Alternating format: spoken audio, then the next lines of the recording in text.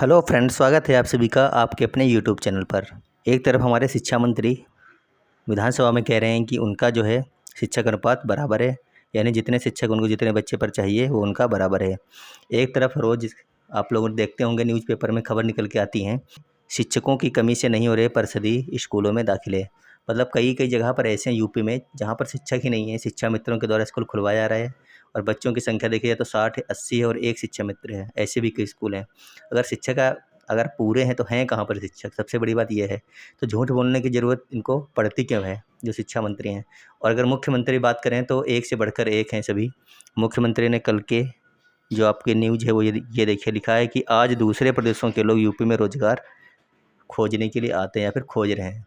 अगर बात करें हम सिर्फ टीचर की, अन्य सभी को छोड़ दो, तो अभी आपको पता होगा कि बिहार में लाखों की संख्या में लोग शिक्षक बने हैं जाकर के यूपी से। और जब उनसे बात की गई थी तो कई सारी लड़कियां ऐसी थी जो रो तक रही थी। उन्होंने कहा था कि हमें बहुत मजबूरी में बिहार में शिक्षक नौकरी करने के लिए आना पड़ा, क्योंकि उत्तर प्रदेश में रास्ता देखते देखते हमारी उम्र जो है निकली जा रही थी, वैकेंसी नहीं निकली हैं। और एक तरफ ये सब खबरें आती हैं जब, तो ऐसा लगता है कि ये सब अतिशयोक्ति है, अपरिहार्य है, मजाक बनाया जा रहा है।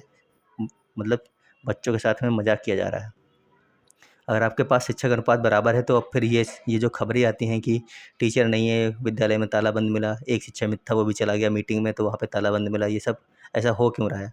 अगर आपके पास में 80 बच्चे हैं तो 4 शिक्षक वहाँ पर क्यों नहीं थे? बात ये भी तो है। 4 नहीं, 3, 2, 1 कुछ तो होता है, लेकिन शिक्षा मित्र जो हैं आप उनको शिक्षा की कैटेगरी में, मतलब शिक्षक की कैटेगरी में नहीं जोड़ते हैं। क्यों नहीं जोड़ते हैं? क्योंकि आपने स्वयं कहा था कि इनको जो है मानदेय पे रखा जाएगा, शिक्षक नहीं माना जाएगा परमानेंट। या तो आप उनको शिक्षक मान लीजिए, आप शिक्षक भी मान लोगे तो भी शिक्षक कम ही हैं अगर 80 बच्चे पर रख रहे हैं तो। बात करेंगे शिक्षक संगठन का दावा, 70% से अधिक परिषदीय विद्यालयों में शिक्षक के पद खाली।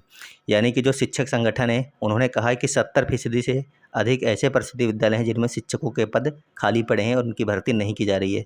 अगर हम इसको डिटेल में पढ़ें तो पूरी जानकारी आपके सामने ये निकल के आ रही है कि परिषदीय विद्यालयों में शिक्षक की कमी का असर नए पंजीकरण पर पड़ रहा है। राजधानी में 70% से अधिक स्कूलों में शिक्षक के पद खाली हैं। कई ऐसे स्कूल हैं जहां दूसरे विद्यालय में कार्यरत शिक्षा मित्रों को पढ़ाने की जिम्मेदारी दी गई है।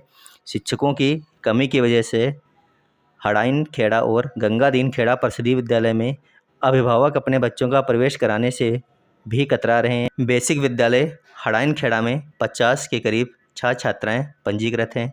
यहाँ स्कूल बिना शिक्षक के है। और क्या है, प्राथमिक विद्यालय आमोशी में कार्यरत शिक्षा मित्र को बच्चों को पढ़ाने की जिम्मेदारी दी गई है। आप लोग देख रहे हैं यहाँ पर हैं कई विद्यालय ऐसे हैं, एक आपका है हड़ाइन खेड़ा जहाँ पर 55 से लेकर के 50 बच्चे हैं और एक भी शिक्षक नहीं था, तो दूसरी जगह से एक शिक्षा मित्र को भेजा गया, ना कि शिक्षक को पढ़ाने के लिए। और एक तरफ आपको देख रहे हैं दावे किए जा रहे हैं बहुत बड़े बड़े कि सब कुछ ठीक है, कोई शिक्षक की भर्ती नहीं भी उनको निकालनी है, इस प्रकार से लोग दावे करते हैं। आगे देखिए, लिखा है कि शिक्षा मित्र के अनुसार विद्यालय में नियमित शिक्षक न होने से अभिभावक अपने बच्चे का नामांकन नहीं कराना चाहते हैं। गंगादीन खेड़ा स्कूल की स्थिति इससे भी खराब है। जर्जर विद्यालय को तोड़ दिया गया है और यहाँ पंजीकृत बच्चों को मक्का खेड़ा स्कूल में पढ़ाया जा रहा है। यहाँ पहले से ही एक कमरे में सभी बच्चों को पढ़ाया जाता रहा है। अब दूसरे विद्यालय के बच्चों को भी इसी कमरे में पढ़ाने के लिए कहा गया है। दोनों स्कूल को मिलाकर करीब 50 बच्चों को पढ़ाने की जिम्मेदारी एक शिक्षा मित्र पर है। उत्तर प्रदेशी माध्यमिक शिक्षा संघ के जिला कोषाध्यक्ष हरिशंकर राठौर ने बताया कि जिले में लंबे समय से शिक्षकों की भर्ती यानी कि शिक्षकों की कमी है। 15 साल में यहाँ पदोन्नति नहीं हुए। विभाग की ओर से शिक्षकों का समायोजन होते विद्यालय में शिक्षकों की कमी दूर होगी। बीएसए राम प्रवेश ने बताया कि शिक्षकों की कमी और समायोजन की जानकारी शासन को दे दी गई है। शासन स्तर पर जारी फैसले के आधार पर कार्य किया जाएगा। यानी नीचे स्तर पर जितने भी लोग हैं लगातार सरकार को बता रहे हैं कि शिक्षक की कमी है, आप शिक्षक की भर्तियाँ निकालिए, समायोजन कीजिए और जो वैकेंसी हैं उनको आप लोग निकालिए। लेकिन एक तरफ सरकार के मंत्री कहते रहते हैं, जो शिक्षा मंत्री हैं, कि हमारे पास जगह नहीं है, हमारा अनुपात समानुपात बराबर है। ये लोग चाहते क्या हैं, कुछ पता नहीं है। अगर इसी बात को जब हमारे यहाँ के जो सांसद हैं वो संसद में, मतलब दिल्ली में, जब इस चीज़ की बात की गई कि शिक्षा का बजट बढ़ाइए या फिर आप शिक्षक भर्ती निकालिए, तो वहाँ पर भी जो हमारे शिक्षा मंत्री हैं धर्मेंद्र प्रधान, उन्होंने भी यही कहा कि शिक्षा के बजट में कोई भी कटौती नहीं हुई है और हर साल क्या हो रहा है, बजट बढ़ाया ही जा रहा है।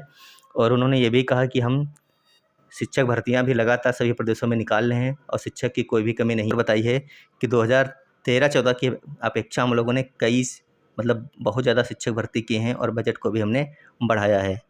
तो आप लोगों को पता ही चल गया होगा अब तक कि ये जो सरकार है इनका मंशा अलग है और कार्य करने का तरीका अलग है, दिखावा अलग है और कार्य अलग करते हैं।